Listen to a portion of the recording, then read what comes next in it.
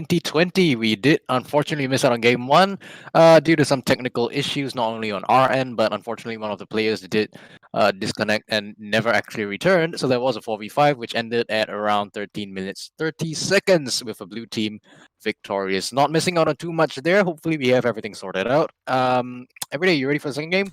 Yeah, I'm hoping to actually see the game because unfortunately I couldn't load into that first lobby, but it seems everything is fixed now. So send us all your good energy to hope that we can get into this one smoothly. We should be starting any moment now. We're just waiting for them to click go.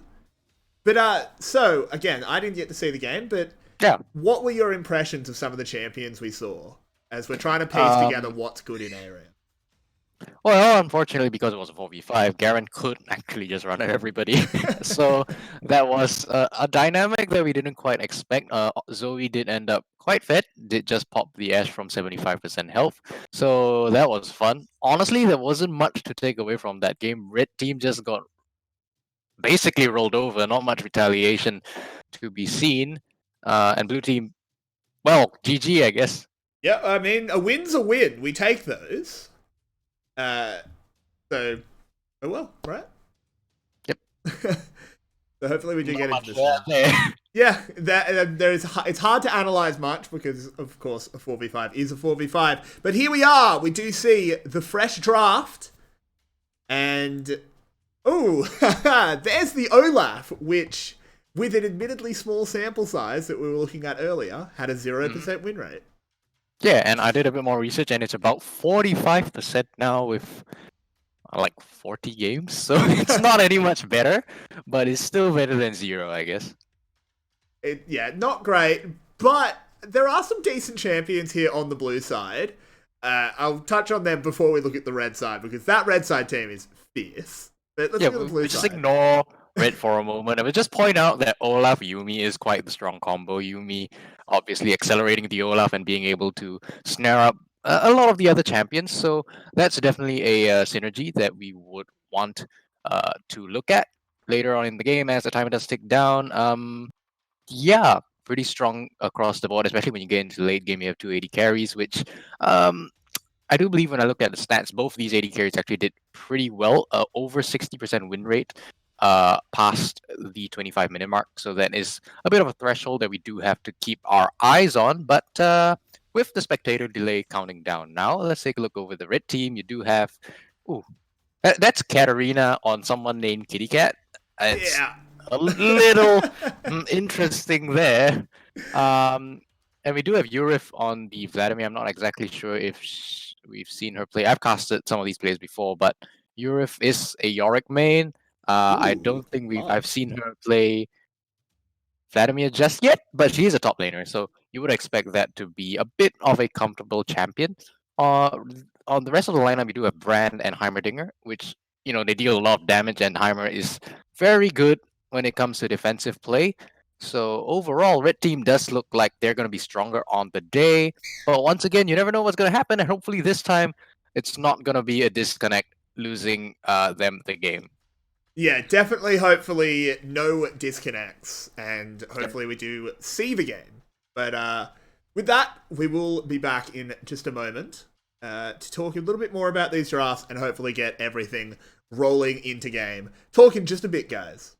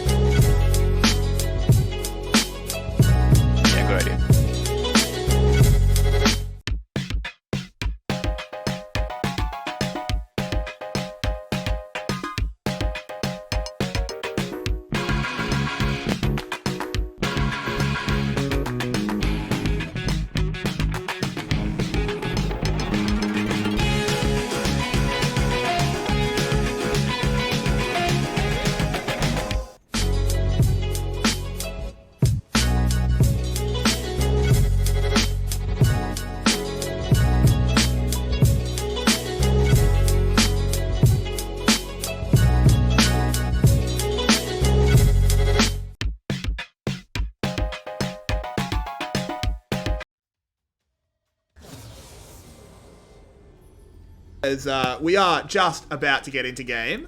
Give us one moment. The game has begun. Need to make sure OBS can see it. OBS is really angry at me today, but it should only be a very minor fix, as I have loaded into the game, is what matters. Woo! Progress. Let's go. Now we just have to make sure everyone can actually see it. Yep. That would be preferable.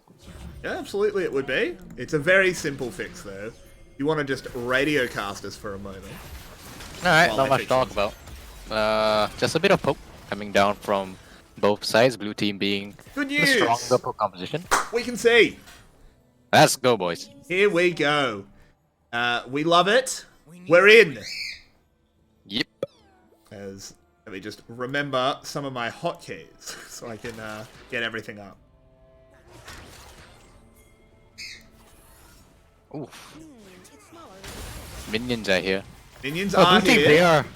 they are quite the poke composition. They're putting down a lot of damage onto red team without taking much damage in return, actually. So they should have the early advantage. And again, they do scale. So we are looking at a bit of a mid-game window or an all-in coming in from the side of red team. They do have Katarina, Kayn, Brand, very good high damage, alpha damage champions if they do decide to go in. Yeah, definitely, for sure. It is going to be very hard for them to safely even just wave clear. Those Heimerdinger turrets I thought were going to be super threatening, but he can't even really move up close enough to put them down, because he just gets hit by a Xerath and a Caitlyn. Yeah, there's not much that can be done. So many projectiles flying everywhere. There's not much you can do if you're red. They're under their turret right now.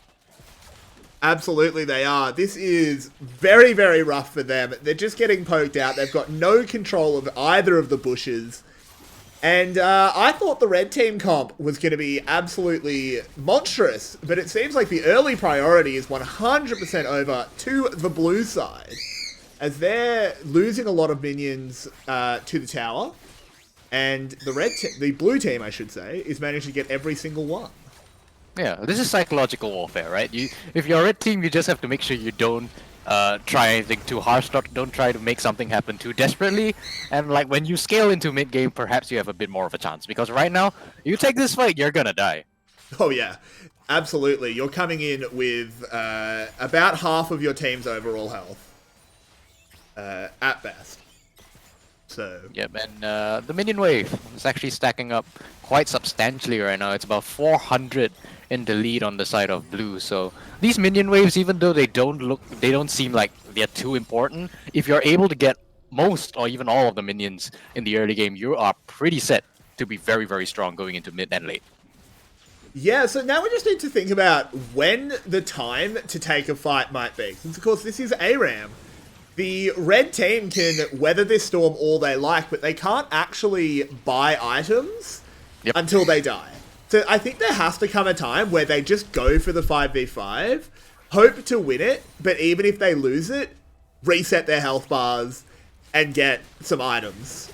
Yeah, the window is actually around 6, because Yeah. if you take a look at all the key ultimates across the map, red team has substantially more damage coming in when they do hit the level 6 breakpoint, as opposed to blue team. I mean, well, blue does hit 6 first, but red should be able to get it now. Oof!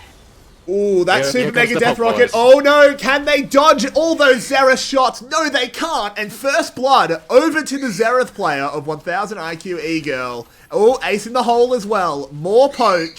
And that level 6 all in, I don't think it's going to be happening. Rakan's pretty excited in the background as well. I can't blame him. Blue team doesn't even have to be on the same screen as Brand just gets exploded off the map. Oh, good God. This is very, very harsh. This blue team comp. I didn't expect it, but there's just too much range here, as Vayne has made a bit of a foray into the wall to try and get bush control, but no chance. How do they possibly do this? They haven't lost any health.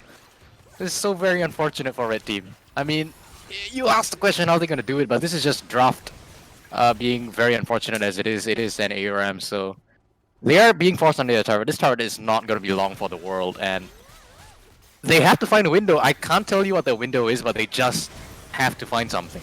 Well, they've got to do it at some point, as that Heimerdinger is forced out onto nothing. Here is the engage from the blue team. The final chapter from Yuumi doing a lot of damage. There's the mark and the dash forward. They're going to try and turn something around. Red team charging forward. They've got one, but they've lost two. They've lost three.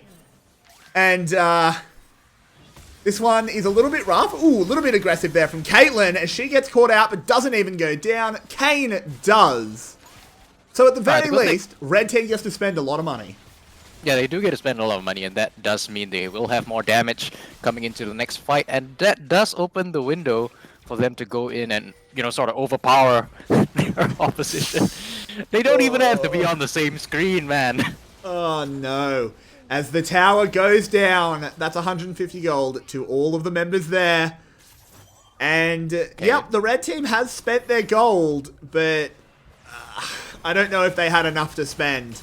Particularly when all of the heal control is on the side of the blue team.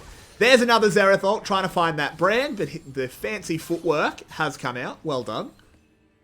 Yeah, Brand super low now. Not much he can do. Has to stay in the backline for the upcoming fights. But even then, they have a lot of AoE on blue team. Can just pop you. Yep. Kane, though, looking for another opportunity. Not going to find it. Does get a little bit of poke. I mean, Kane needs to look for his form. Yeah, that's true. That's very harsh. Something I definitely didn't think of is Kane with almost no opportunity to land damage. So it's going to be a long time before we do see Shadow Assassin or Rast. Yeah, ideally this is around the time you want to be able to get it, but he has just not been able to go in any way, shape, or form without taking a lot of damage. Xerath almost getting the kill there on Brad again. Yeah, this is extremely harsh, as once again, the minion wave will be fully farmed out. I do like the approach from the blue team of putting as much farm as they can onto the two AD carries. Unfortunately, yeah, of course, they're not dying. We almost need to see a bit of a ritualistic suicide from the blue team. And but here's the engage. Kane goes forward. Will start us off well. The Katarina diving in, dealing a lot of damage. Not quite enough. Olaf does get the kill and runs away with that Ragnarok. As, Simone fires back. Ace in the hole. Will get the Brand. And I was going to say it before. I think we need to see the blue team run under the tower at some point, because the red team's not going to kill them. Yeah, it was 2-4-1 out of that fight actually, and but you saw the idea coming in from the red team, and I think that was basically what you have to do. I mean, you can't just keep turtling down when you're being bullied so very hard. But right now, blue has healed up. They are, sort of 50-50. I think red does have more gold on the table right now. But again, definitely in terms the of poke is just so strong. Yeah, they definitely have more utilized gold. For sure, just because there's been no opportunity for the 3-kill Caitlyn and the 4-kill Jinx to actually spend. They've only got that BF sword.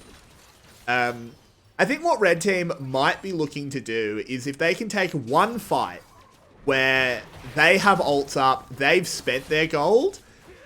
If they take one fight, they get a 5-for-0, then they can push the tower in during the death timers and try and figure out what to do once the respawns are in. Yeah, Caitlyn and Jinx right now sitting on a collective 9,000 unspent gold. So even if they do die, it's just gonna make the problem so much harder to deal with because they're gonna come down with like 1.5 new items. Yeah, the red team doesn't want to get picks.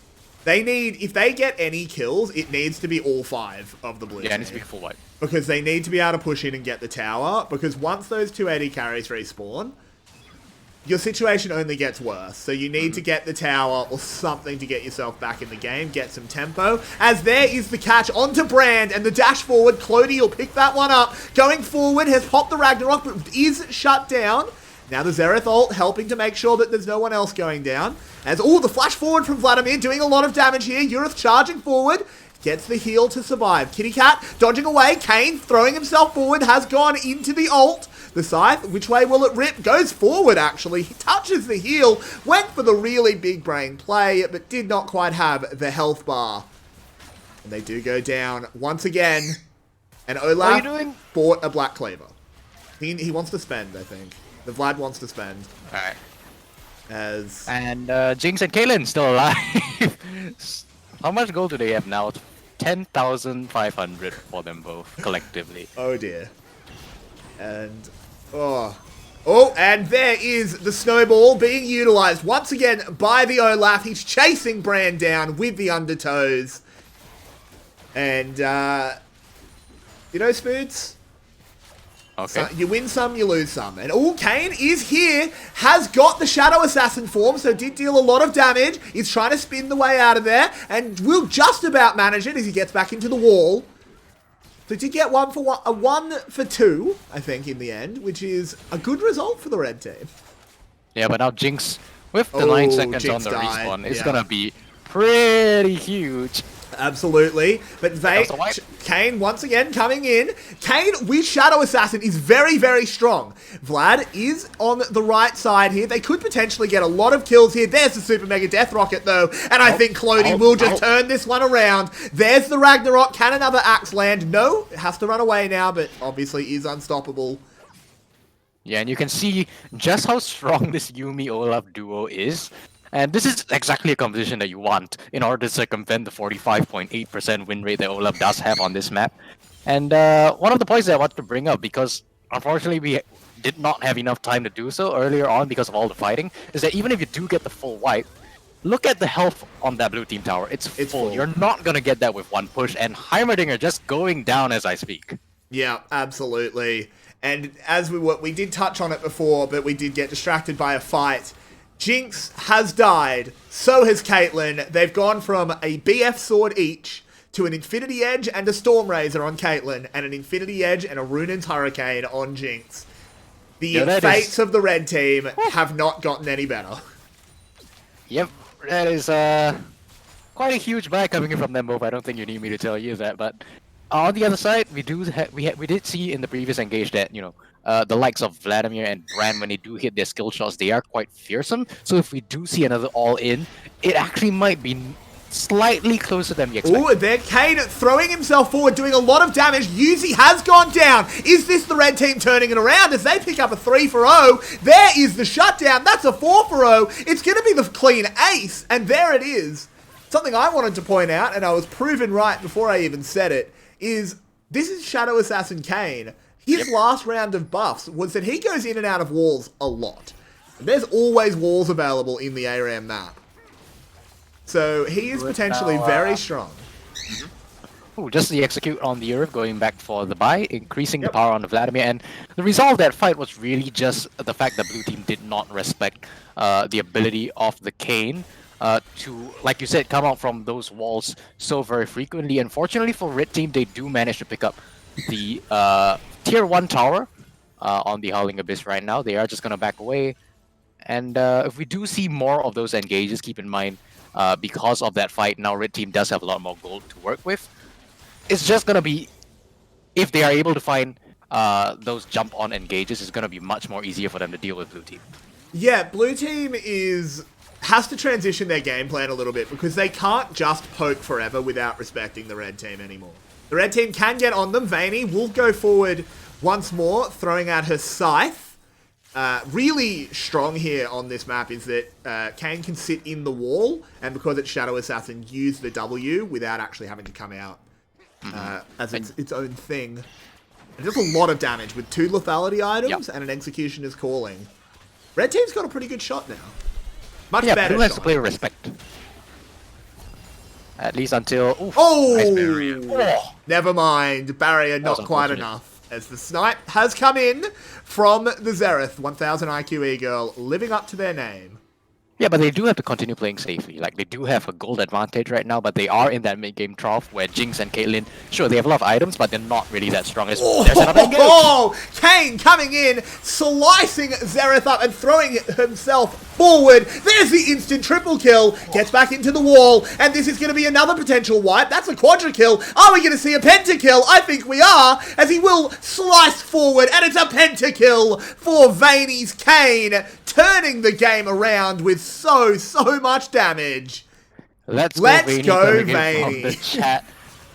Oh man, but you would think that after about what was it, 3 of those engages, you would kind of learn to give red team a little bit more respect when you absolutely don't know where the cane is going to be coming from, and that was the point I was trying to bring up before this all happened. Ooh, As Eurith. Eurith does go down once again, just going back for the buy, you can see Vlad T-posing there very menacingly, but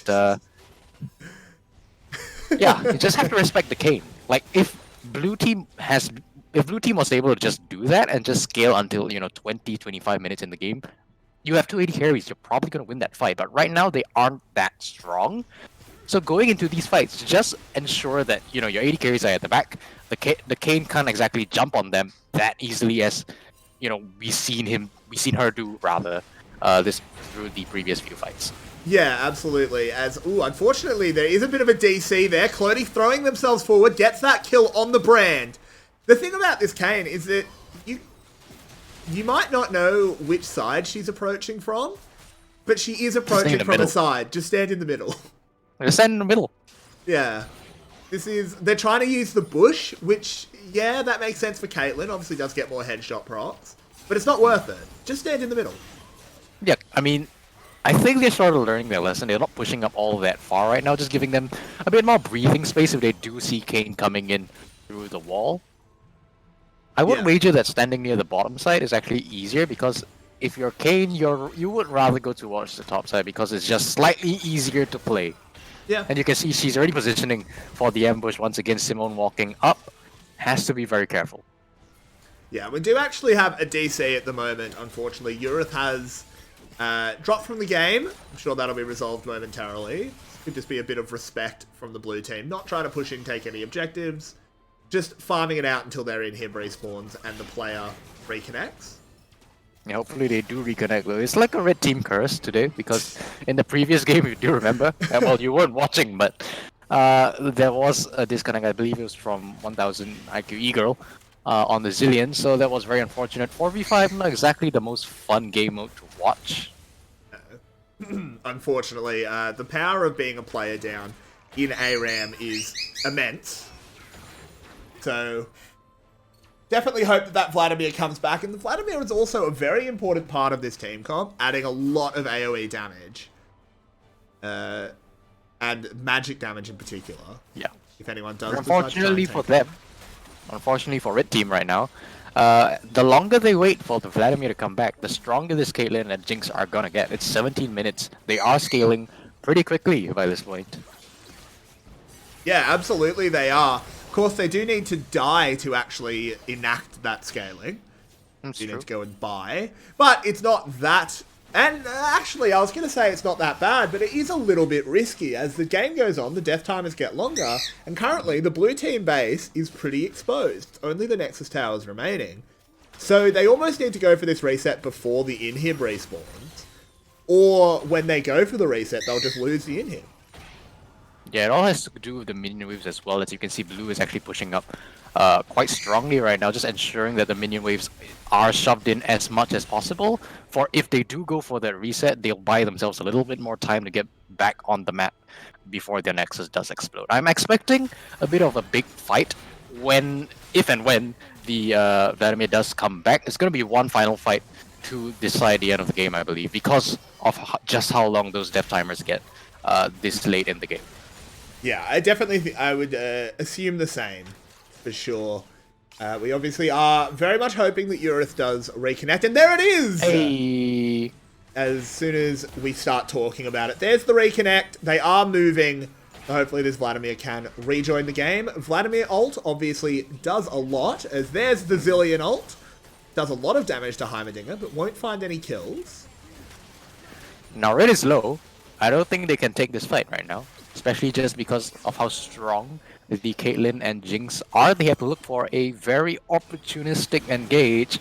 And I'm looking at Kayn once again. There's the flash away from Brand. Did get some damage, but here comes Kayn. Flashing over. Does get into Simone. Will he rip out? He will. Gets the kill. That's 2. Olaf goes down. Cat going forward. Hits the ult.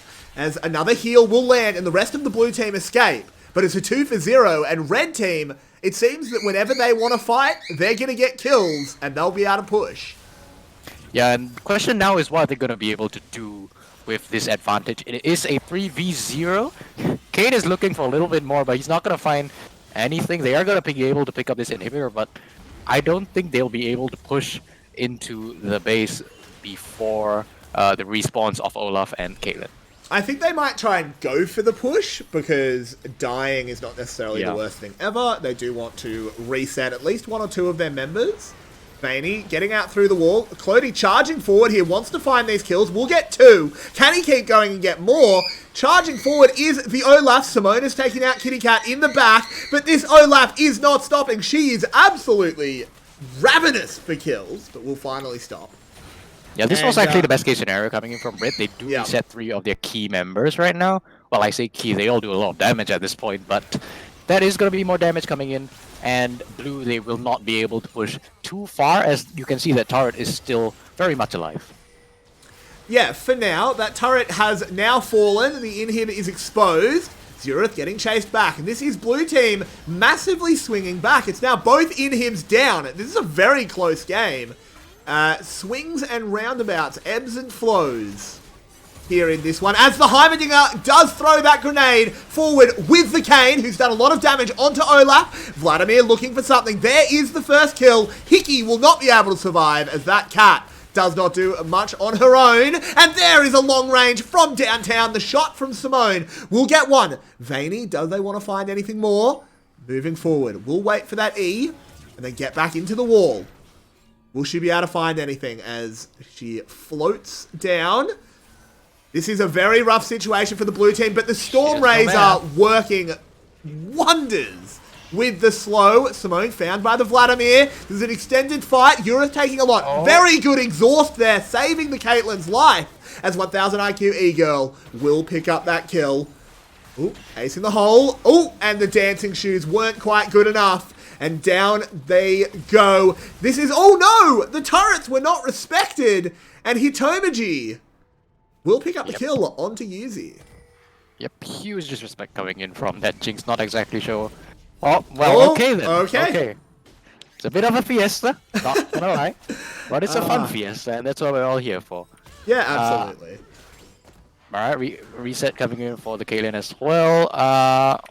I believe that fight actually started, the extended fight rather, started with Katarina going down. Unfortunately, that didn't mean all that much because she had just actually bought, so she didn't pick up any new items. Vladimir, on the other hand, went back to base with about 2.5k gold, does pick up the stopwatch and a Seeker's Arm Guard. So that's going to be a bit more stats for the upcoming fights. Not too much. I don't think it's going to affect the way the game is going to go all that much. But right now we are just waiting for the final engage, I believe. Yeah, both Nexuses are just down to their towers. Of course, 2 towers on either side could potentially mean we need 2 engages going the same way. I don't quite have a read on how long the death timers are. We will find out. As in the wall is Vaney, popping the Ghost Blade to charge forward, and look how much respect they have to show. But it wasn't enough as he goes into the Scythe form. The Olaf doing as much as they possibly can, but Clody has gone down to Yurith, and as lots of heals come down, the red team with a very big advantage, but they need to confirm this. Getting a couple of kills isn't really enough. There's too much wave clear for the blue team. Yeah, and you can see just how strong the... oh, but there's a catch onto 1000 IQ E-Girl, and now it's getting a little bit dangerous as only 2 of them are left on the map, and the push is coming. It is coming indeed, but it all comes down to this Caitlyn right now, and the respawning Jinx in about 5 seconds. They do have a lot of wave clear. They're very strong. It's 23 minutes of the game. Vaney tried to go in there, but the Yuumi heals and shielding denied the Kayn engage. The Super Mega Death Rocket got even more done, and you said it was all about the Caitlyn, and I think we just saw why, as Simone cleans up several kills and sets her team up for more, as it is now the ace. For the blue side, they lost their inhib. No, sorry, the inhib respawned. They lost 2 Nexus towers. Hands down the closest ARAM match I've ever seen. This is intense. It is intense. But finally, I think we can finally say about 99% certainly that one final fight will decide the game. Yes. As blue team, they are going to finally push in. This is risky. Space. If they lose this fight, they lose the game. So Yeah, this is the going name to of the be the game now. deciding fight. Yep, they just have to defend their AD carries. That's all. Yep, but Vladimir wants to make that very difficult, as does Kane, and the backline is already being decimated by the Shadow Assassin. Yuzi has gone down, but they have another ADC. If the Caitlyn survives, it's okay. And she does. Backing away. It's 30 seconds on the Jinx. They can defend this if they do manage to single out AD. Okay. Vayne has to find the engage, but takes a lot of damage and goes down. Red team pretty much can't fight without this Kane. So I think that is going to be enough time bought. Yep. For Jinx to respawn. The red inhibitor has respawned. That is an objective in the way. As a bit of damage is spread from that brand. And Cloney will go down. Hickey dived in to try and save him and just about managed to get back to Simone. Can Simone survive? Kiting the Vladimir as best she can. And she manages to. The pull forced by the trap. And oh my god, this game is so close. What is going on? What an absolute treat. Xerath ult. Can you dodge well enough? Everyone. There's a lot of damage. The ace in the hole will kill Brand. But Kane has respawned, and both teams are back to pretty much fighting fit form. Oh man, where do you even begin in that fight? It was so long, it was so messy. Again, the fact that Caitlyn was able to hold that line just speaks volumes to how strong AD carries are this late in the match. We can see that Jinx has come back with almost a full build. That is the makings of Bloodthirster in the inventory, and the later this game goes, the stronger they're just gonna get. At this point, you just have to defend them. Just make sure Kane can't get on them. Even if Kane does get on them, you saw Simone be able to turn the table on that engage, and it just comes down to these minutiae of plays this late in the game. Yeah, it is very difficult for Kane to get their job done now, because to kill that Caitlyn, you have to get through the Bloodthirster shield, the Phantom Dancer shield, and Yuumi heals. And that's before you even start talking about their actual health bar. Gonna go in, just a bit of poke, but that's actually a catch straight onto Simone, and the Caitlyn is dead. The Katarina ult does a lot of damage, but they go down, and Olaf is a big lad in the back line. Goes down though, charging forward is the red team. They need to find more. 1000 IQ Eagle with the turnaround Q does get one kill. Vayne coming forward, scared away by the E, and caught. Double kill for 1000 IQ E-Girl, and they may have just used that IQ to save their team and turn around. You know what? I think we should just stop predicting when the final fight is gonna happen. Yeah, I We've feel said like it like 7 times at we this should point. just stop talking. The game speaks for itself at this point. Yeah. It's so damn close. This is extremely close, as it is just waves being cleared, and neither team can get the big wipe that they need. 1 or 2 kills just isn't enough. There's too much wave clear on either side.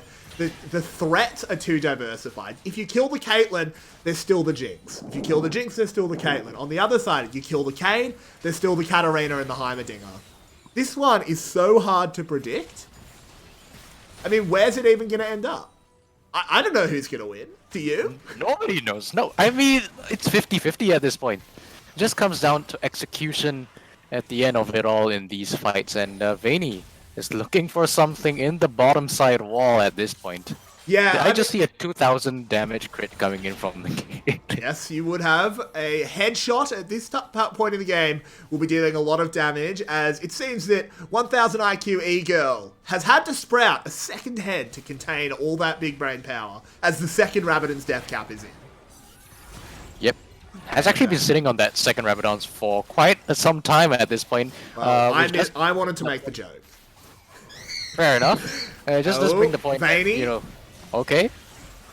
A little bit of poke. Every time he goes into that wall, the Kane that is, they have to respect it. As soon as they see that little light, they have to back off, because it could be the engage that ends the game. Yep, only took them a couple of those engages for them to learn that lesson, but they did learn it nonetheless. We haven't been seeing these engages go very well, but as soon as I say that, just a bit more poke coming in. Yeah, this is just poke. I think both teams know that next fight potentially wins. I don't think anyone's getting more buys. Gonna come down to the next one, and I know we've said that about 4 or 5 times, but the next big fight where 5 members of one team dies will definitely be the end. Oh yeah, It's the the next death one time for of the sure. If all But 5 die, we've had fights for just we 1 or haven't 2 seen people. that happen for the Yeah. past 15 minutes. No, we have not. As Yep. the push is coming in. Blue team with the tempo at the moment. But the wave clear comes out. Heimerdinger wave clear. It's strong. 22 assists on this Heimerdinger. Yep. We are just passing the 30-minute mark, and at this point, I'm pretty convinced that when you're the team with 280 carries, you're just not allowed to lose the game. You're just not allowed to lose the game. As another Xerath ult being used. Doesn't actually get a huge amount done. Only Just hit poke one. at this point. Yeah, it's just poke. It's not a long cooldown, so it's just fine. Yuumi, obviously, at this point as well, this Yuumi can zip around healing so much. This blue team Yuumi can't be doing a lot poked of down. work. It has to be a full engage from the red side. And you talk about 2 ADCs, but that's a Vladimir. That's Vladimir. We know what a Vladimir can do in the late game on the Rift. And it's even harder to play around him on Howling Abyss. So I'm not so eager to write off the red team here. I think this is still very much just down to execution.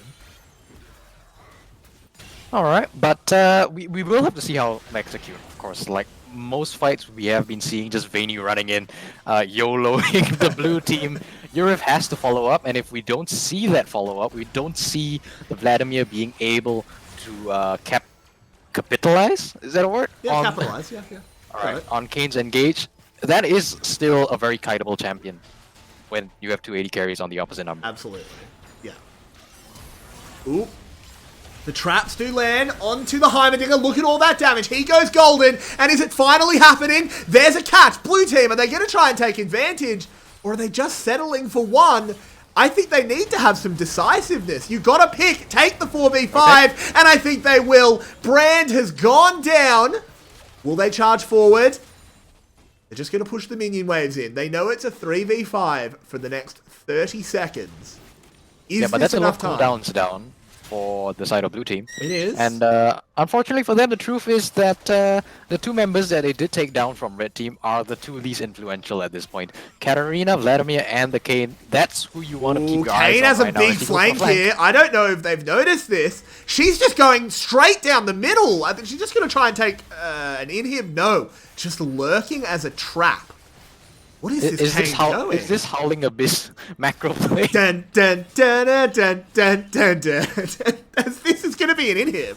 Vayne's just got an inhib here. There's a fight on the backside to try and get something done. Kitty Cat instantly goes down. Vlad goes golden, dodges the Super Mega Death Rocket, but can't dodge the rest. And it's just a backdoor. This is it. Red team wins. Vayne! Here we are! How can this be allowed? Vayne with the backdoor! Woohoo! Okay. How can you not love it? The big brain backdoor strat coming in. Absolutely clutch as welcome back everybody to us. Oh my word. How has that game ended that way? Vayne knew exactly what to do. How impressive. And I was gonna point out that, you know, red team, they went in despite Kayn being back there, and I was thinking they were gonna go for the reset because with the minion wave busy dealing with the Kayn, they could actually go for that sort of play. But at the end of the day, it was just Kayn running into the enemy nexus and taking it down while the rest of the team distracted everybody else. And if you did, and I'm not sure if you can see the damage. I'm not sure if the stream can see the damage, but no, they can't. But it is quite a bit. You know, Cat didn't do all that much. I thought she would have done more. And if you take a look on blue team, they actually did a whole lot more damage than the result might have shown. Yeah, definitely. I think blue team was looking like they might have been about to win if it were not for that hero play. But that is that game done. Round 1 finished. Well, round 2. Round 2. We missed our round 1. Round 2 finished. And we'll be back in just a bit. Don't go anywhere, guys. I mean, if that's what these games are like, give me 20 of them. Let's go. Yeah, let's go. But we'll be back. Howling Abyss, boys. Let's go.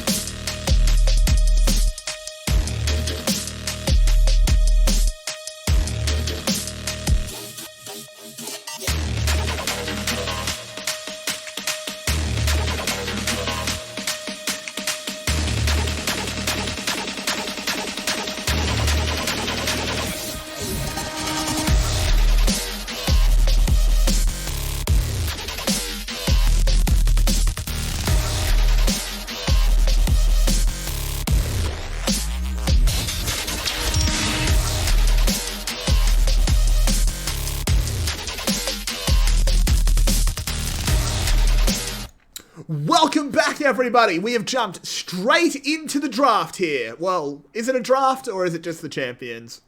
I don't know. Up to It's you, a random chat. draft. Yeah. Let's have a look at the blue team real quick. We do have Lux, Diana, Jarvan, Lee Sin, and Warwick. On the red side, it is Vayne, Sivir, Udyr, Pyke, and Akali. Well, I don't think we're getting... versus none again. It is, but those are short-range AD carries. It's a That's Sivir and a Vayne. So they're not going to be doing nearly as much poke as we did see in the last game. But yeah, and they do have the disadvantage of Udyr. So, you can say it sort of balances out. It's true. I think this will be much more 5v5s. Both teams have pretty good engage. Yeah. Very particularly the blue side with Jarvan, Lee Sin, Warwick, and Diana all being able to engage. But they're going to struggle to clear waves. Particularly against a Sivir just throwing out all the wave clear in the world. The constant threat of an Akali engage as well. With that stealth, Pyke obviously can do that too. Which team comp do you really favour here?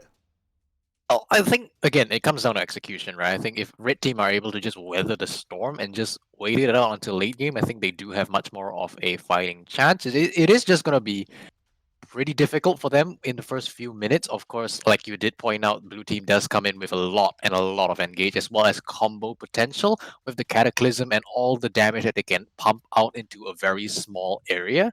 So, like I said, it just comes down to execution. Who's going to be able to play the early game better? Is Blue Team going to be able to find the engages that they need to find in order to snowball into the late game? Or is Red Team going to be able to weather the storm and just wait it out? Yeah, I mean, that is what it's going to come down to. With a minute and a half left on our spectator delay here, we'll be right back. Talk about these comps a little bit more. See you in about a minute and a bit. See you then, guys.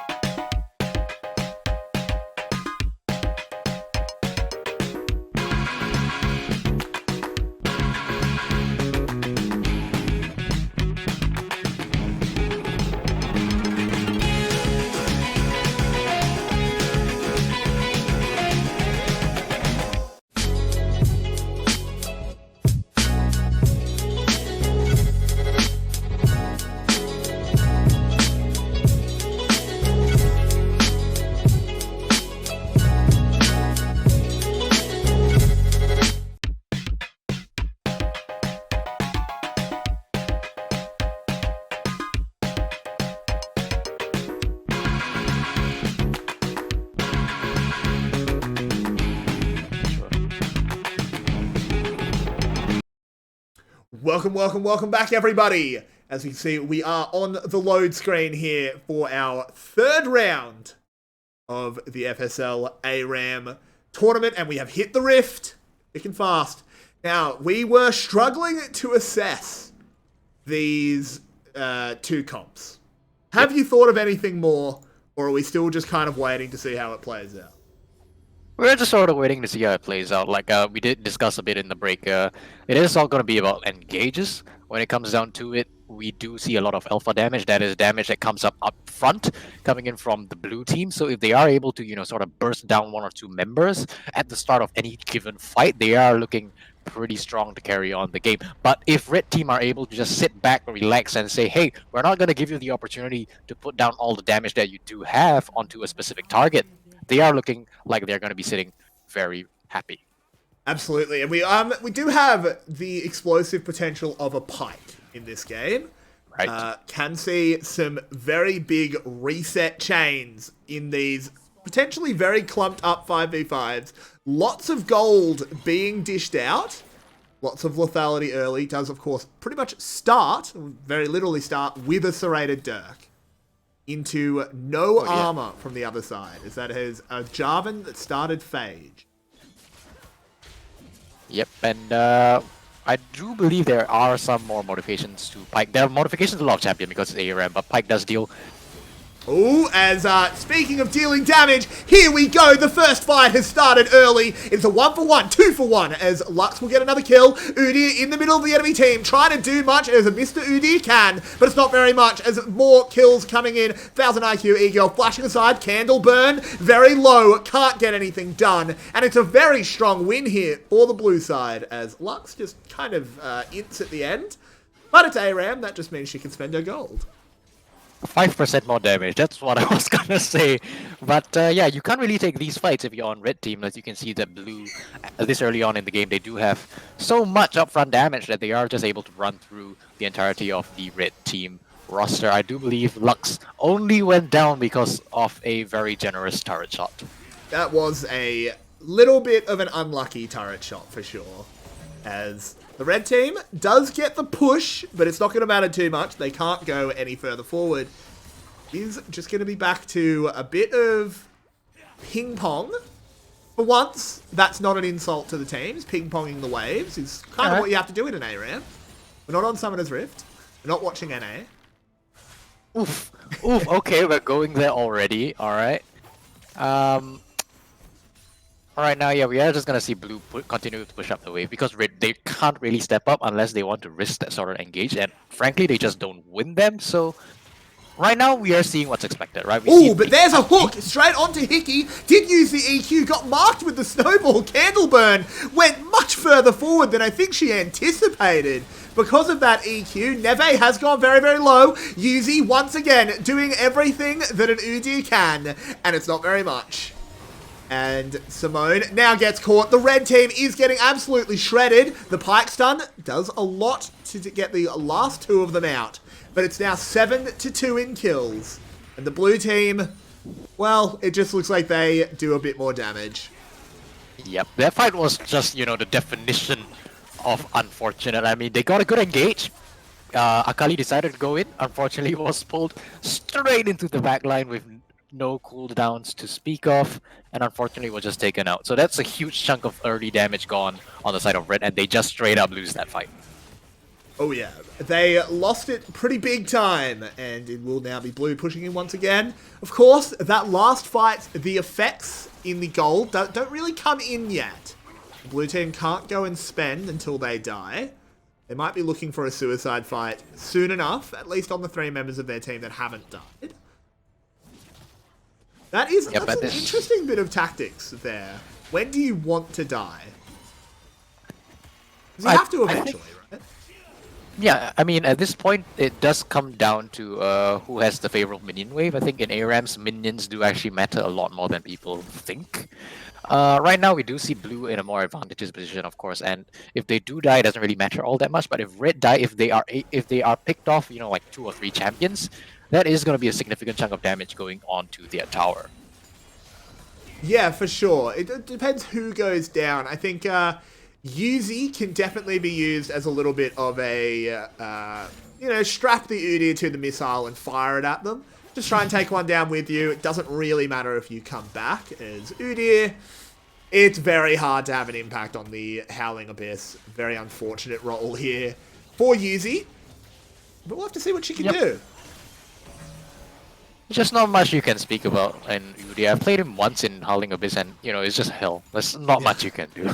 But obviously, these players are much better than I am, so hopefully they can make the champion work. Hopefully. I'd love to see some big highlight Udyr moments, but I think we might just be looking for some flash bear slaps. It's also glacial augment Udyr.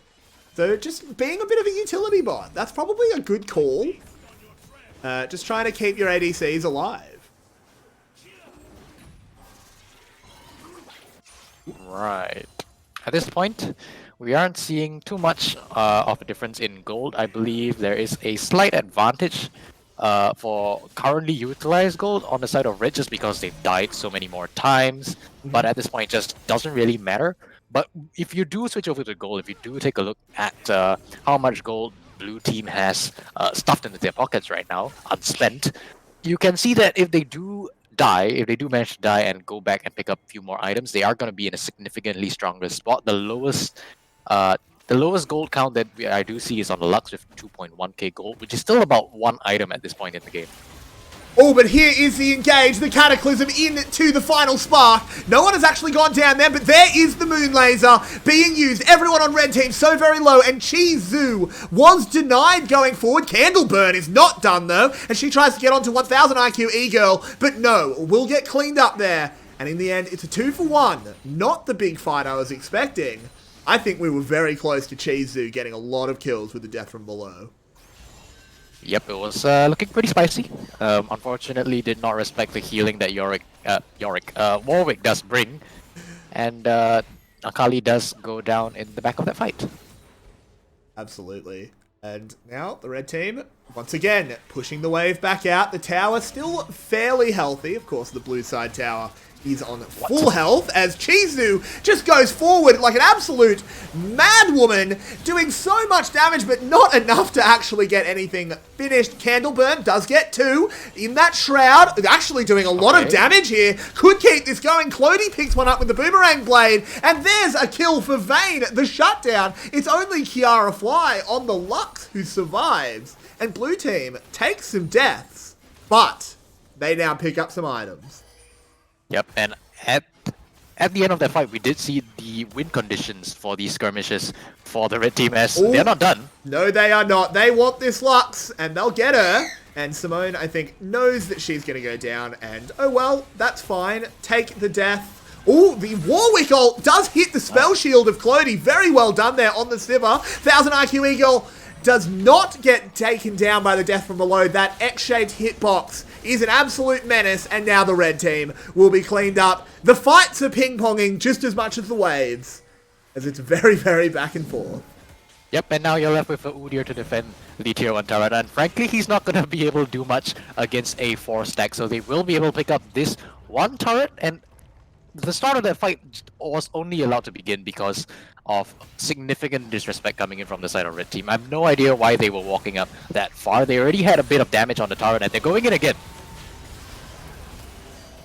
They are going in. The tower is down. Candleburn flying through into the backside, but has been tagged up by a Lee Sin. That shroud not really providing much stealth. And here are the health bars beginning to get very, very low. This is really close, but there into the back line goes Claria on the Lee Sin. Yuzi on the Udyr. Did pull enough aggro that this is going to be a fight that the red team win as Kiara Fly drops. And it's the ace. Yep, an ace coming in from the red team, and it's just, you know, a ping-ponging, like you said, of disrespect coming in from both these teams. You did see red over-pushing a little bit into blue's tier 1 turret, and you saw the exact same thing coming in from blue side into the red team's second tier turret. The only good side for blue coming in from that fight is that they did manage to take up tier 2, while red is only going to be able to pick up their tier 1 turret right now. Ooh, and Hickey goes in. The Cataclysm being used against her a little bit, as it was locked up on the side of it. Udyr going forward. There's the Diana ult being used. Neve doing as much as she can. It's not enough at the moment, though. This is a very tanky Udyr, actually getting a lot done, just in terms of being a distraction. And now the rest of the red team moving forward. Lots of damage coming out of these AD carries. Can we see the Pike get rolling? No, Chizu does go down. 1000 IQ Ego with the 3-man fear, but is quite low. There's the flash away from Clody. Will activate the heal. Everyone's about to get it, though. Simone just about surviving. No, down she goes. And now it's once again the ping pong again. And it's an ace. This time the red team going down. But this time a team has a minion wave and can take an inhibitor. The blue team comes out very far ahead. Yep, significantly more action coming in this game than the previous one, as I don't think they want to take this engage. But yeah, at the end of the day, it was okay. They're going in. All right. That they are for sure. 1000 IQ E-Girl takes a lot of damage. There's the kill. And it looks like they definitely want to take this engage. Candleburn flying forward. Yuzi gets the stun. There is a lot of ults though. That Lux ult hit all three. Nevi very low. And the death from below does get the reset. So we could see a little bit more. But I think they've gotten too far away now. And it's once again back down to the other side of the abyss we go. I mean, this is just You are getting action. a lot of practice in, aren't you? I mean, I'm losing track. This is a bit more intense than the VCS, and that's not something I say often. Alright. It's Howling Abyss, we're having fun, but Absolutely, yeah, I don't it's really good get fun. to speak. I'm not sure what point I was trying to make beforehand. But yeah, at this point, the AD carries, unfortunately for Red Team, they don't really do as much damage as perhaps they would prefer. So, looking for these engages, they have to play it very safe. We did see a sustained engage coming in from Blue earlier, which theoretically goes favorable for the side of Red, but unfortunately, again, because they don't have that much damage on the Sivir and the Vayne, Blue was just able to run through them. Give it a few more minutes, perhaps you try that again, it goes a different way, but right now I think they just want to play a little more safe. Yeah, that makes a lot of sense, as another I engage lied. is on the brew. It might have made sense, but it doesn't mean that the players are going to do it. The final spark dealing a lot of damage. That Udyr was cleaned up, and there is the Rage Cage, living up to its name, as I don't think the red team was happy about it. They were locked in there, and Candleburn throws herself forward on this Akali, doing so much. We'll get two. Can she find a third? No. Gets kicked into the Resonating Strike. Simone has to deal with 1000 IQ E-Girl. It's just the ADCs alive. The Warwick trying to get it all done. Gets one. Can she get two? Oh, no. Very good spell shield there. Will we go down? No. Clody kites it back. Okay, well. Here we was go. But yeah, we did see that Red Team initially, at the end of that fight, was in fact baited in by the exhaust. Hey, the Warwick is exhausted, he can't run at us, let's run at him. Then the exhaust disappears and he turns right back around. But unfortunately, the low health bars were too delicious for Blue to ignore and listen. And Warwick do in fact pay for their over-eagerness. That they do, and we have hit 50 kills here at 12 minutes. So that's something. Yeah, we can bring all the analytical points that we want, but at the end of the day, it is an ARM. They are just here to have fun. Perhaps they just want kills. You know, victory is not that fun, right? Not that important. Just the flashy plays. Sort of like practice. It's also working out for the blue team as another engage from the Jarvan. Simone very, very low, but they're a little bit tanky now. 1000 IQ E-Girl will get us started. Yuzi in the backline trying to clean up the Jarvan. Chizu will get it done with the death from below, but we go back onto the front side. 1000 IQ E-Girl going down. Chizu trying to escape. Can she get into stealth? I'm not sure she'll be able to do it in time. It's going to be really, really close for the next round of spells from the Diana. Hey. There's the stealth, though. Pike gets away, and it's a 2 for 2. It is a 2 for 2. I actually lost track of the goal, so I'm not sure who is the strongest right now. It's just been a continuous fiesta back and forth. I and, think the real I'm not big complaining. thing is the structures. Blue team Yeah. has a significant advantage on this map just because they've actually taken an inhibitor. Yeah, they take an inhibitor, but the fact that Red Team, they are now pushed into, you know, basically their base at this point, they do have significantly more wave clear. And as the time goes on, Sivir is going to get stronger. She's going to be able to chunk out these minion waves. And it's just going to be much easier for Red Team to hold on to this game than, say, Blue if they were in a similar situation. Yeah, and I will apologize. That bird you hear is actually not my bird. It's not Oh, Rakan. is that right? It's a bird that's sitting on my windowsill outside, and I can't make it go away. So I do It's apologize. Rakan's friend. Yeah, Rakan's been put in timeout. Alright. But let's get this game going, as it's now 29 to 25 in kills. Very exciting stuff. Yep. And let's see where the next breakpoint will be. The inhib under siege. Eagle getting hooked. The final spark comes out, but Chizu just gets locked up. Look at this Jarvan on the front side containing the main threat. Goes down for it, but I don't think she minds. But Candleburn might have something to say about it with a lot of damage coming out of this Akali. Simone coming in with the final hour. Does get tagged up by Lee Sin. Has to respect that one. But the chase is on. We know that Vayne passive means that the catch is inevitable, and Candleburn will make it happen even faster. Charging forward now onto Kiara Fly, and I think the blue team is in a little bit of trouble now. That tower is under imminent threat. Yeah, but they are fine, and I do expect another engage to come in shortly. A bit of a whiff there, Candleburn. Very, very solid on this Akali so far, but Jarvan's back. They have more gold than red team now. Yep, and the tower's down. The tower is now down. Structures are now equalized, but 2 ADCs hitting an inhibitor means I don't think that'll last very long. Yeah, the AD carries now coming into their strong points, as now we do see blue having to hunker down in the same situation as perhaps red was seen previously. They are going to have a difficult time doing so because, again, they don't have that much wave clear, as you do see red is now retreating back to their base, picking up all the health relics on the way. Clody, though, stepping up way too far. Absolutely. Just going for the reset. Yep, that is just a I need to buy items. And there it is, the Infinity Edge immediately bought up for the Sivir, and a full Bloodthirster. So, good reset timing, I think. Yep, 4.4k was the gold that Sivir did back with. So, that is a whole chunk of extra damage that's going to come in. As you can see, the 4th death, but they're going to try to capitalize on this, take that hit. Yeah, I think they will be able to as well. We are in a situation where it's only Nexus structures standing on the map. Blue team has the tempo advantage for now, but Clody will be respawning momentarily. Yeah, we've been seeing, the power dynamics beginning to shift over towards red at this point. We did see blue sort of winning most, if not all, of the fights early on, but we are now seeing that, hey, red is starting to be able to retaliate. And now begs the question, what can blue do? I think they have to begin forcing something, because as you can see, the gold is actually equalized 50-50. Yeah, absolutely. And it is just going to come down to, is the engage good enough onto those 2 AD carries? If Udyr in the front line can buy enough time for the AD carries to get rolling and get their damage done, blue team does not have much of a chance. But if they can get past that front line, straight onto the squishy backliners, it will be a really big deal. We just have to see what this Jarvan and this Warwick can do, because it's really on them.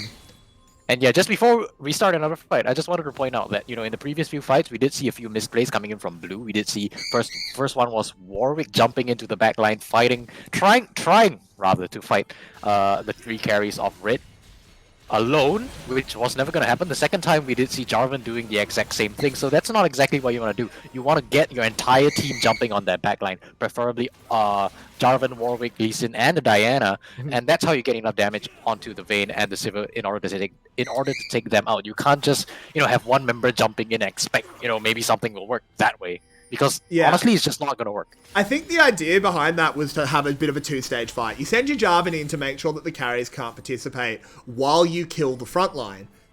And then you take a secondary fight where you actually kill their backline. The problem with that is Candleburn.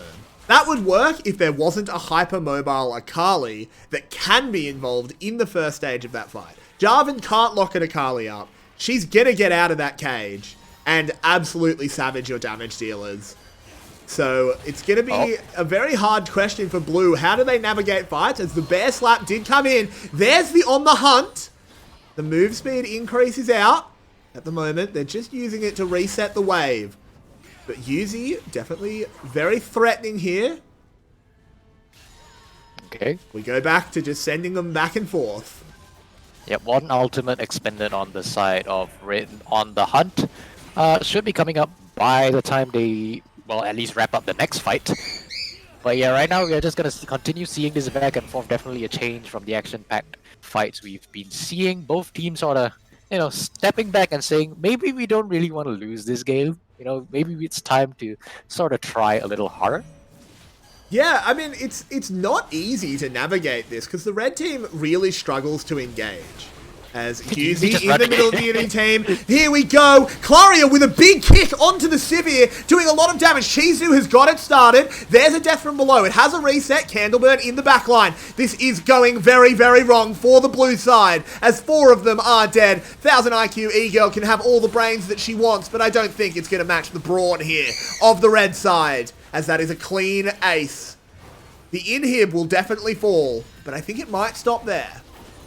Yep. And we keep it going. Death timers. Yep. Death timers not just long enough. They are going to be taking the inhib, like you said. And you know, your analysis was exactly spot on. The fact that Candleburn was in that backline, taking up so much of the time of so many of the blue team carries. They're actually just going to go for the end, but it's not going to work. This is just a reset. It's not just going to go for the setup. Yeah, it's just a reset. The reset round. Yeah, that makes a lot of sense. There's no real way that the blue team can get anything done with these death timers. So just send your carries to the death chamber.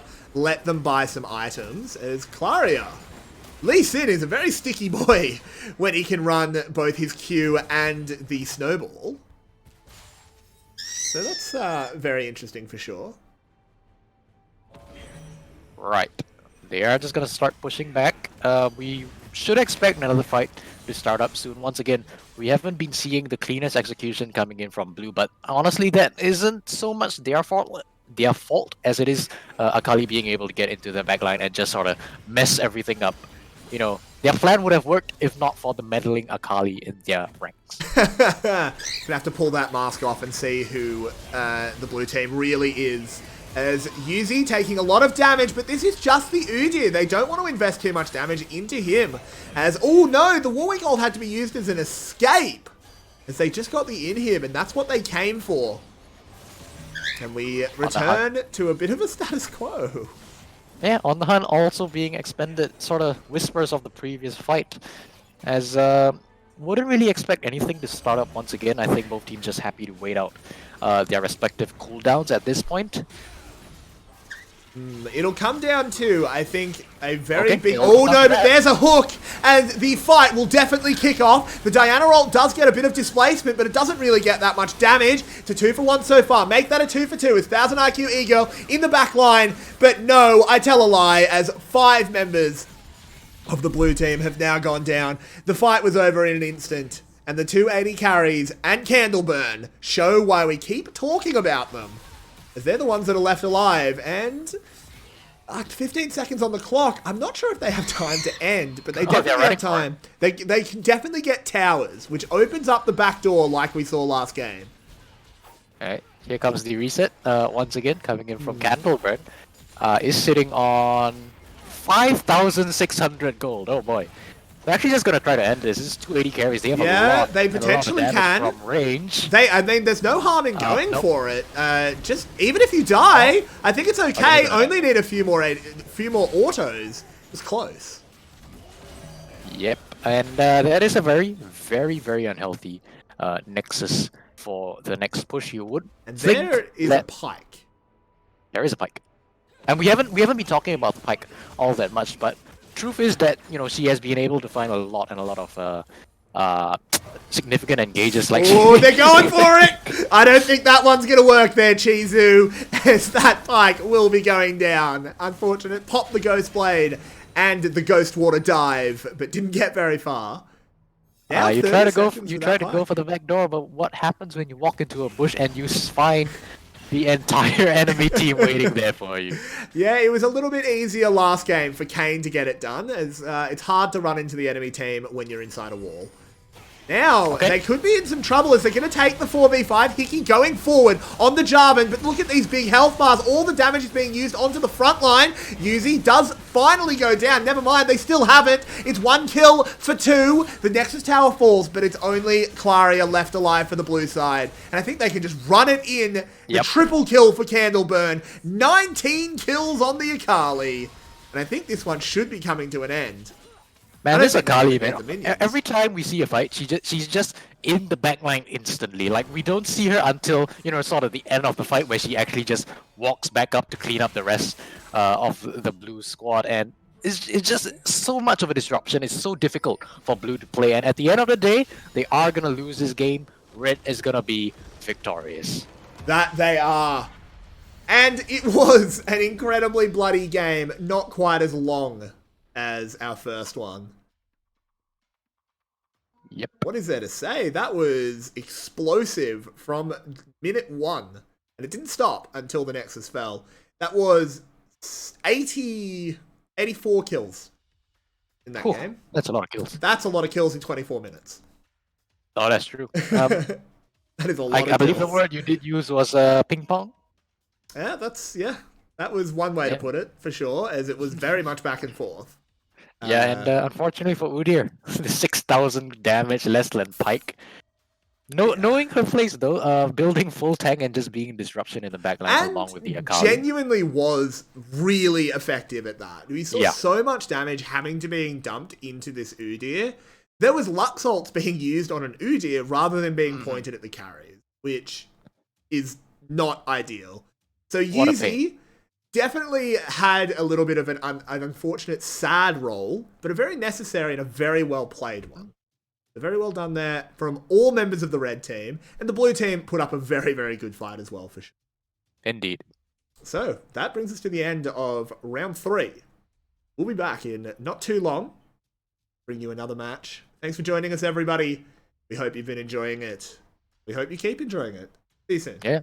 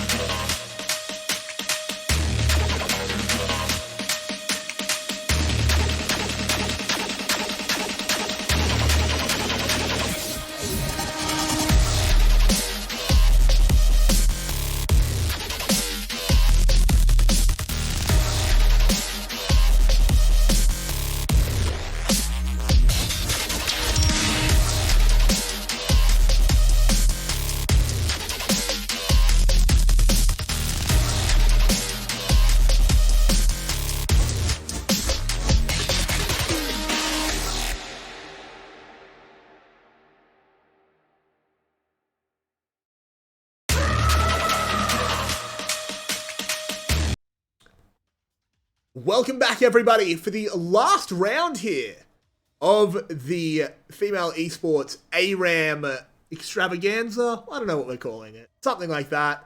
It's been a lot of fun. It's been a lot of fun so far. It has. I'm almost sad that it's already coming to an end, but we have the draft. I always forget that the draft is instant. Don't have to wait for bans or anything like that. And here we go. On the blue side, we do have Veigar, Silas, Heimerdinger, LeBlanc, and Jax.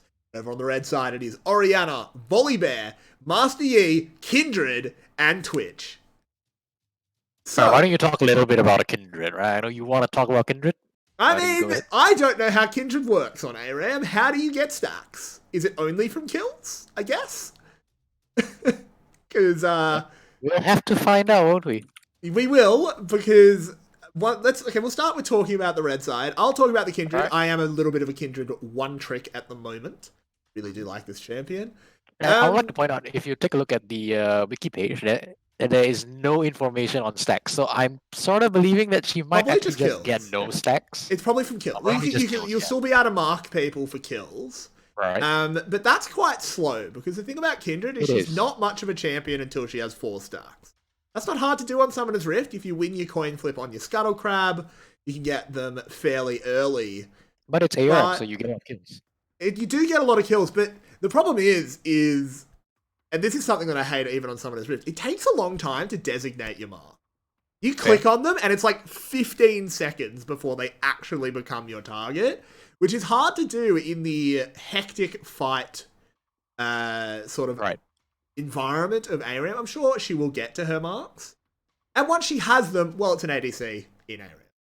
Yeah, and you do have the Twitch as well. And you do have the Twitch as well. So let's zoom out from the Kindred, and you can give us a bit of a rundown on the rest of the red team. Right, if you take a look at the red team, again, it's 280 carries versus none, so obviously in the late game you do have a bit more of an advantage. You have the Master E, which is honestly just sort of upgraded Udyr. You do have more playmaking potential. You might not be as tanky, but definitely you can still do something else. And obviously you do have the Orianna Volibear combo, where Volley just runs in, and you put down the shockwave, end of the game. Meanwhile on the blue side, you do have a lot more AP damage basically, and aside from the Veigar, you don't really have that much CC to play with. You do have the Heimerdinger again, but we did see in the previous game in ARAM, it's not exactly as high impact as you would expect it to be, not as high impact as you might see on Summoner's Rift. And the Jax is, it's Jax. It's either gonna fall flat on its face or it's gonna do pretty well. Absolutely. And if you want to give us a very quick rundown on the blue side, we can talk about it more once we're in game, but just give us a quick breakdown on what you think about the blue team. I think this blue team is pretty hard to read, I think. I mean, other than the Jax, I think everyone else is okay in the mid game, but earlier on, it's going to be a bit of a power trough. LeBlanc and Silas does take a little bit to get going, and in the late game, you don't really have that much of a strong suit, especially against the Twitch and the Kindred. Absolutely. Well, we will find out very, very soon which one will come out on top. See you in just a little bit. Don't go anywhere.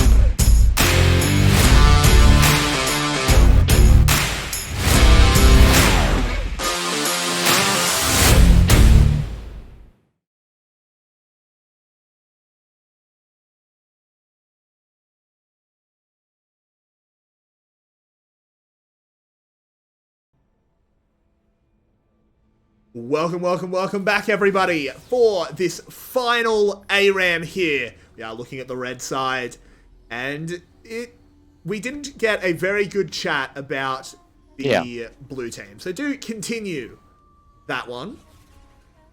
Once again, bring up the point that you don't really have much to go with when you're this LeBlanc, Silas, and the Veigar, especially the Jax and the Heimerdinger, which, to be honest, I don't really expect to do all that much in this game. It's just super difficult for them in ARAM to get going. And the fact that, you have the LeBlanc, you got the Silas, you got the Veigar, once again, taking a lot of time to get going.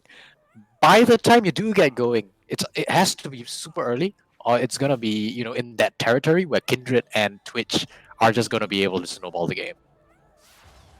Yeah, that makes a lot of sense, as we do see the initial little scuffle.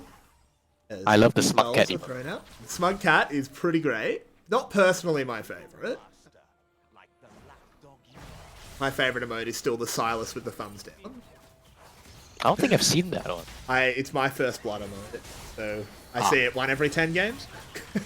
Oh, okay. Alright, just a bit of self-flame. As the first waves do get cleared out. And who are the big ones to watch here? Let's start with the red side. Who do we want to keep our eyes on? These 2 ADCs, I suppose, and then everyone else is just buying them space? Yeah, in the early game, we want to keep an eye out on the Volibear. I want to see if he's going to be able to be much of a disruptor. He's going in, and a lot of damage is being dealt to him. Wolf's territory has been marked. We do see Kindred doing a few flips there, and the volley does survive. Hops the Chosen of the Storm. So we'll be able to heal up a fair bit as well. No one goes down in our initial little skirmish. Yeah, you asked about the red side. Kindred mark. I'm not seeing anyone marked by Kindred. No, there it is. It's on Silas. Right, and the point I wanted to bring across was that even though you ask who we want to take a look at on the red team, I think it's on the owners rather is on the blue team to get things going. We want to see if they're going to be able to engage, because honestly it's on them to find an early lead. So I want to see if they're going to be able to, I don't know, jump in on the Jax, jump in on the Silas, on the LeBlanc, or find a pick on the Veigar to get things going, because if they are unable to do so, red team just straight up outscale. Yeah, definitely. Yeah, absolutely. They have some pretty fearsome scaling in the Twitch and a Master Yi.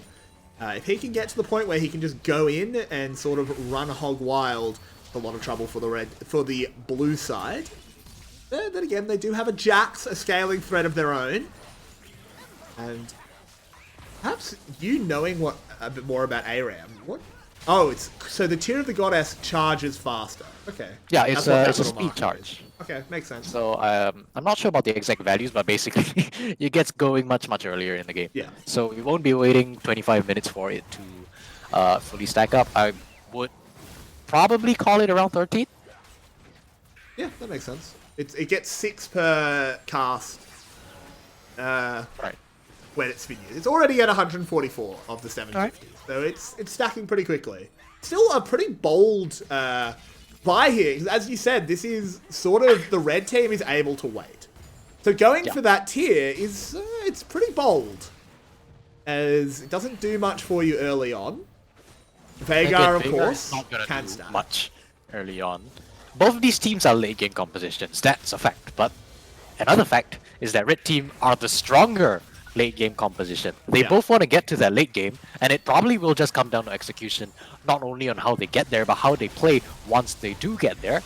But honestly, red just has more leeway in that form.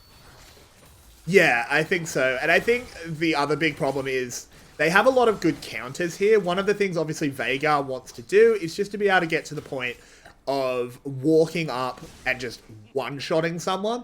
Well, you're against a Kindred. Well, yeah, and you're against a Kindred. So even if you throw the spells, Lamb's Respite comes down, all those Veigar cooldowns are used, as we might have our first real fight here. First Blood has come in for the LeBlanc.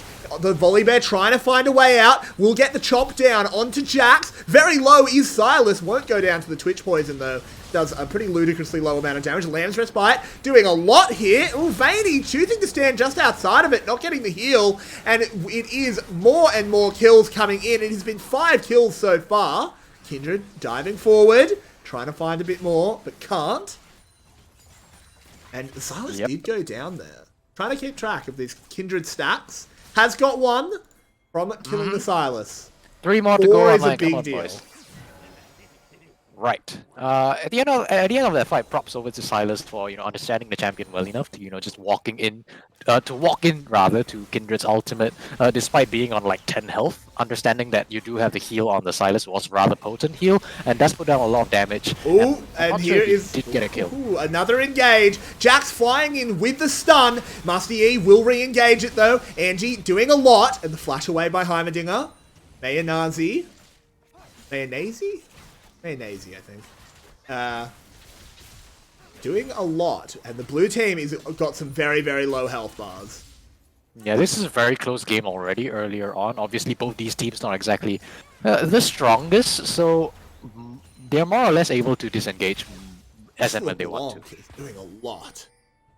Yeah, Amelia Alema is, backwards for Amelia, which is her real name, has been able to, do a lot of damage every time I've seen her play. So definitely very strong on these mid lane champions. Usually is a player of Ari and Zoe. Those are her preferred champions, but obviously very comfortable on the LeBlanc so far in this Howling Abyss matchup as well. Yeah, for sure. As waves will be cleared, and we go back to the holding pattern. Both teams just wanted to heal up a little bit, and LeBlanc, once again, dealing a lot of damage, and I think an Alpha Strike may have followed her all the way back. Big shockwave, though, onto 4, so much damage being done. My mum said no in the front line, stopping the red team charging forward. Ooh, Yeah, another attempt, and okay, that's a kill. does pick up That's a 1-for-1. a kill and a reset. Can't ask for more than that. And this Master, he just keeps getting baited by the distortions to and fro. Yeah, you gotta Always stop finding pressing himself in Q. the back line. Yeah. You gotta stop. Very unfortunate there. And the red team do have tempo for now. Can the Volley Bear find a flip? He cannot. Yes, you can see in the previous fight, though, they did not have enough damage really to... Oh, Yi what is just going in! Missing Gets things. one! Hello! Face the Ari. A little bit of a negative gaming experience there, as now the red team is melting away. This should be a pretty easy triple for the LeBlanc. My mum said no, it says no to the triple. It does get the kill. Okay. Okay. Misplay from the Master E. I think that was... I think we can call that. Yeah, I think he did exactly what he wanted to do. As in goes the Silas. My mum said no. What's the reset? We'll get it. Unfortunately, it does give the shutdown away. And Angie going in again. Woo woo! Sound the Yi alarm as they're on the front line, but she will go down. This is a little bit unfortunate. Volley Bear in the front. What's going on? Very tanky boy. Well. Okay. Well, is one way to put it. Mayonnaise has been caught out. Will get the first reset. Has come back with an Hextech GLP, the Super Soaker. All right. We are going to see Red beginning to siege towards the Tier 1 blue turret. We started calming things down a little bit, but you take a look on the minimap. Angie's walking back down. You never know what she's going to do. I know. We've got the sharp focus in. Does look like it's not going to be another straight up engage. Maybe he was very close to an item break and just wanted a super fast reset. Right. That was that's two probably super what fast it was. resets, but I'll give it to you. Okay, maybe. And, ooh, a big snowball play as Amelia does get caught up. The Lamb's Respite doing a lot here, keeping 2 people alive. It's actually 2 Lamb's Respite. One of them was Silas's Respite. As it's now a 2-for-1. Angie on the front line, getting that sword swinging, can't quite find the kill. And it's a 2-for-2, 6 members left. Oh, no! Kindred, The no. turrets! Heimerdinger! Oh, what a banger. What an absolute banger this game is. Absolutely. And Maybe I get there a is clip in? another engage here. Can Jeslyn get anything done? I'm not sure. Oh, no! Does go down! And the 2 lovers die in each other's arms as they go down at the exact same moment. It doesn't... Once it gets started in ARAMs, it doesn't stop. I can't analyze this. I don't. Why am I here for? I'm not sure. Why do we have color casters in an ARAM broadcast? Mostly just to save my voice, I think. As Silas did go down, getting a kill on the other side as Aya is in stealth. Comes out. I think we do have a moment where you can try and get some analysis done. Try is the word, my friend. It is the operative word. All right, let's take a look at turret. Take a look at turret health because right now blue does have a bit of an advantage. Their turret is fully healed up while red does sit on about 50% health on their tier 1, and they're going in again. That they are, as the baby cage is getting a lot done. Jax throws herself in. Oh, but there's the snowball into the flip. Can they finish this one off? They can. That will be a Kindred kill. But Silas is here to try and fire back. Good shockwave to hold him in place in the front line. Yi gets one, but he's taken out by the Vega. Kindred jumps forward, gets the big wolf chop. In the end, it is a heavily won fight for the red team. They should be able to get some damage on this tower. But with no minion wave, Amelia trying to take the world in her hands and can't quite do it. Yeah, these are the ballsy plays that we've come to expect from Amelia. Ariana does pick up the kill on the Volibear, and now Blue will have some time to put down damage on this turret. Yep. They aren't going to pick it up though. Jax sweeping up the opportunity to pick up a kill. They're trying to get this tower. There they are. And now they'll just reset. They did it. Triple kill coming in for the Jax though. Not someone you want to get fed. Has the Triforce already. And it looks like they might just trade the towers. The Demolish doing a lot. That is a tower for a tower. And you say, you don't want to get the Jax fed, but when you're against 280 carries, a Master E and a Volibear, that E does a lot of work. It does. For sure. That's why they don't want to get it fed. They don't want to feed it, is more what I meant. Oh, I thought you meant... No. I meant red doesn't want to feed it. I get you. Definitely do. We're on the same page. We just sometimes forget how to talk. As Mayonnaise goes down, the Kindred ult has been used and stolen. As Aya looking for a potential engage. Will it be Aya or Ayaya? We'll find out by the time this stealth runs out. I think it will just be the one Ya. As there's the engage. Aya has gone down, and there is Silas's respite being used. Will be able to get the chomp? No, not out of the ult. There's the flip forward. Amelia goes down. This is another kill for the Kindred. Unfortunately. Oh, has got 4 marks. Never mind. 4 marks achieved. Kindred's a real champion. With 7 kills, and is going crit Kindred as well. I'm so proud.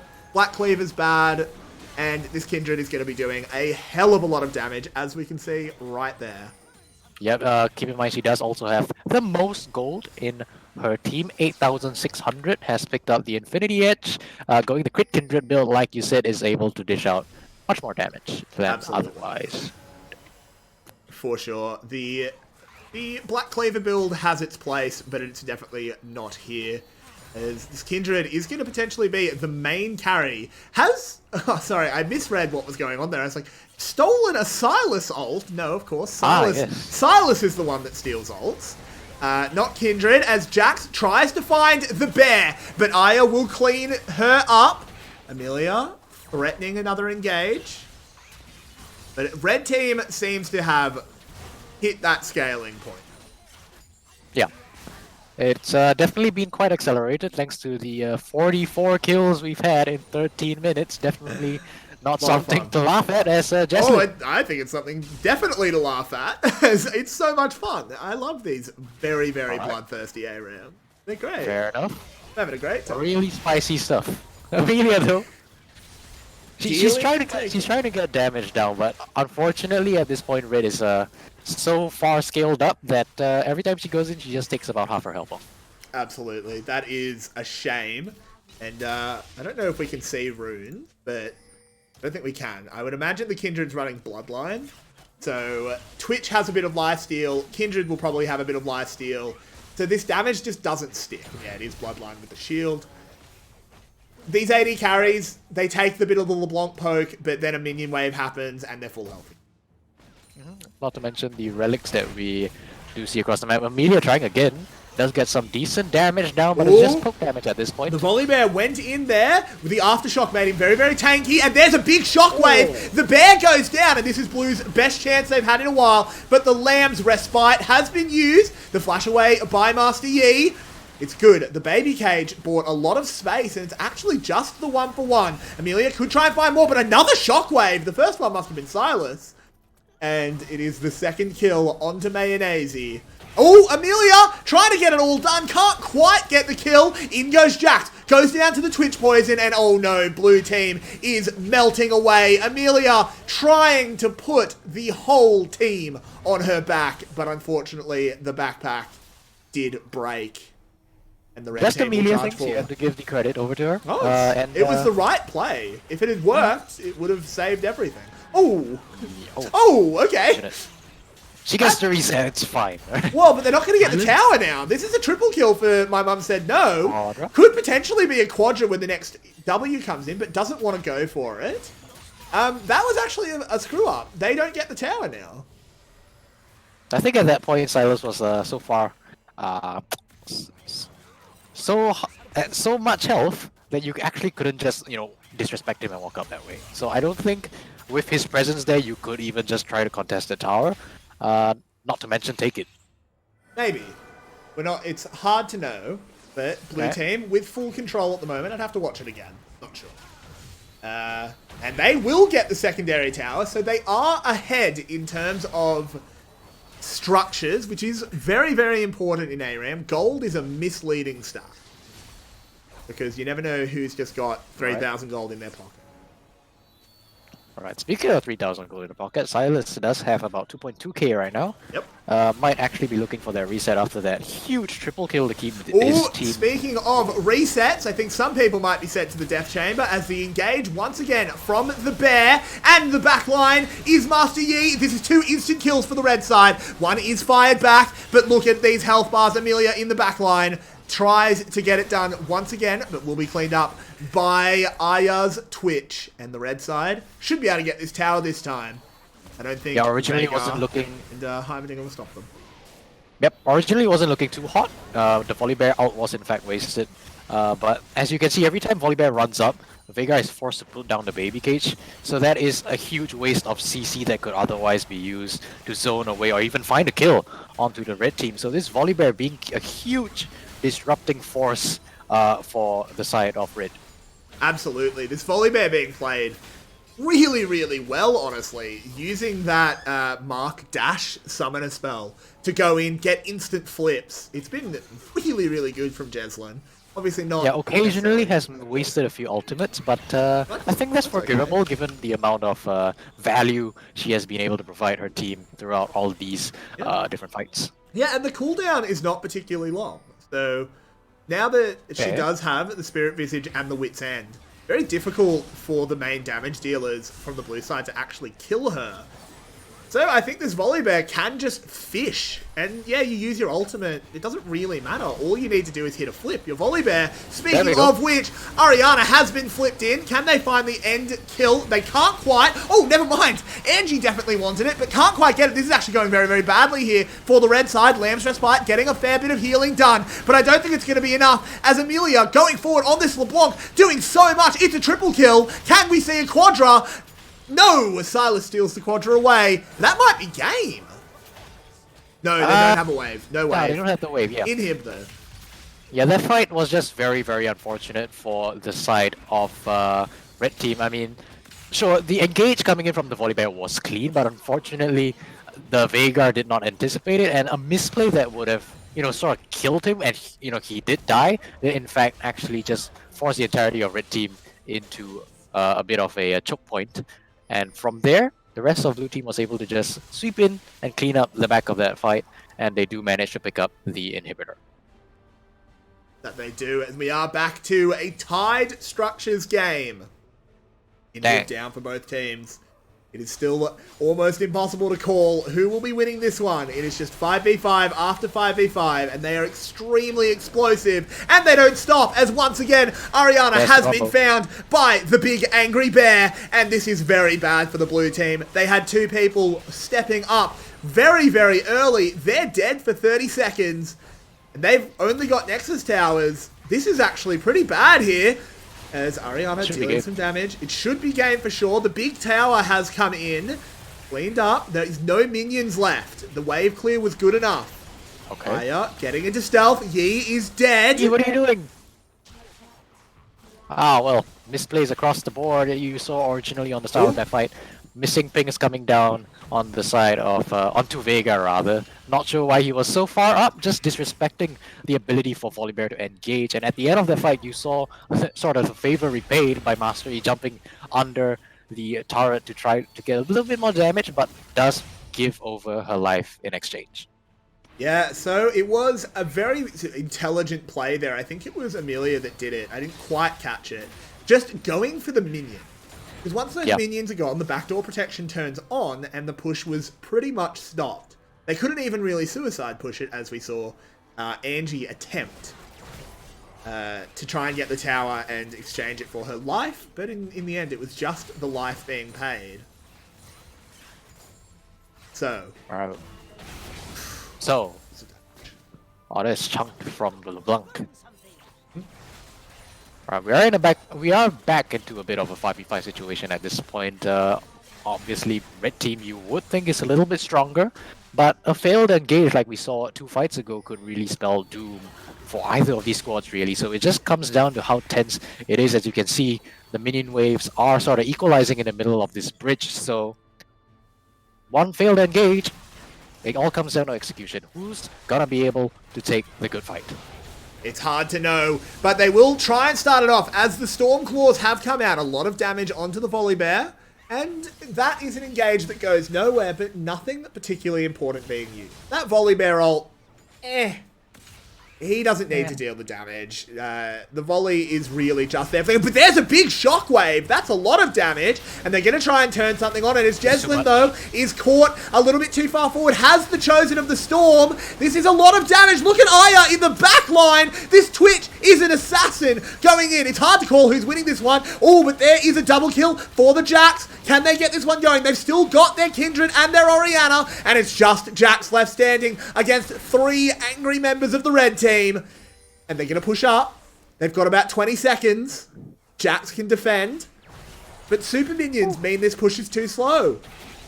Yep, both these squads right now fighting to the teeth. Neither of them really wanting to give over an advantage. At the end of the day, it is red team winning that fight. Like you said, it's all on Jax to defend. He is going to be able to just about do it.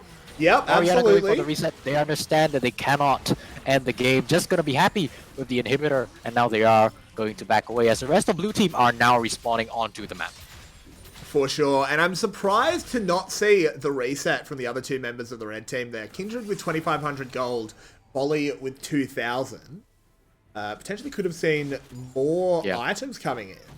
But Volley maybe would have taken a little too much time, but maybe. Not sure why the Kindred held on to the life right there. I think maybe just the call that they don't know how fast the push could come in. They want to wait for their super minions to spawn. I think they will probably have would have Vayne lost. up soon though. Yep, that they will. And the engage, once again, Jax being found, but can leap strike away to an ally. Ilya, threatening as always, doing a lot of work on this LeBlanc. Isn't necessarily ending people's lives with the jump forward, but the damage really, really matters. Yeah, you do have to respect not just this LeBlanc, but the entirety of this blue team roster. You can see if you swap over to the gold, it is quite evenly spread, quite evenly distributed among all their players. Meanwhile, on the side of red team, most of the gold is in fact concentrated on the Kindred. So it is going to be the entirety of blue against this Kindred. It's up to her to carry, but unfortunately, like you did point out, she does have 3,000 gold in the pocket, did not go for that reset. It's not just the Kindred. Twitch is here as well. Oh, that's true. This is a big Twitch dealing a lot of damage. Has finished up the 3 items. Has the QSS. So these two AD carries do have it all to do. Especially with the stealth that Twitch does bring onto the table. We did see in the previous fight. I'm going to hold it as they go in. Yeah, they go in, but then they go straight back out. So do continue making your point. Yeah, we did see in the previous fight, like you see now, he is in the stealth. This late in the game, it does last quite a little bit, so if she is able to sort of snake her way into the backline and. Oh, there's a big shockwave. Orianna getting us going, but Silas throws himself in as an ultimate and hits a 4-man Silas wave. It's not going to be enough as Red Team win the fight regardless, and it's only Mayonnaise standing and the Red Team storming forward. Angie doesn't want there to be any survivors, no witnesses to this massacre, and they're pinging the Nexus. They want to end it and end today's festivities on a win. I think they're going to be able to. Looks like they are going to be able to do it. Yep. It might actually just be a suicide push, but either way, they should be able to take the turret. We were, sort of musing in Champions Select, like, what's Silas gonna do? Over. Just gonna take the L and flash in for the Orianna ultimate, but it ended up being exactly what he did. Unfortunately, not enough to carry Blue Team to victory this time. Unfortunately not. Very, very well played by both teams, though. That was very impressive, for sure. And yeah, that quite the display of excellence. That was a very fun game to go out Very on, fun. for sure. I'm very hyped. So we are at the end of today. Unfortunately. So, unfortunately, I would have loved to see a few more rounds. These were so much fun. Absolute bangers. So with that, we will sign off, or begin to sign off. We do want to, of course, thank our sponsors for today, which were Dreamcore Super Solid and Yahoo. Thank you so much for making this kind of event possible. We, of course, appreciate it, and you guys should definitely go check out their products and stuff in the links. Absolutely. That are, I'm sure, around. There's also the Female Esport League social medias, which are Twitter, Facebook, Twitch, wherever you want to find them, I think you'll be able to do so. Absolutely. As well, you can also follow me on Twitter if you're interested at Everydaycaster on Twitter, and Spoods. What's your Twitter again? Is it just Spoods? Spoods LOL, yes. Yep. So at Spoods LOL, we put out a fair bit of good content. For sure, if you are interested in us. But I would like to thank the FSL team for having me today. Obviously, I'm not here, so I'm very happy. I hope you enjoyed yourself, man. I did. I hope everybody enjoyed themselves. For sure. Absolutely. So, with that, we will be done for today. Thanks so much for joining us. Stay safe and stay home. Good night. Absolutely, stay safe and stay Good home. afternoon, rather. I botched that out, didn't I? Whatever time it is, we'll see you guys. Good day. Another time. See you guys.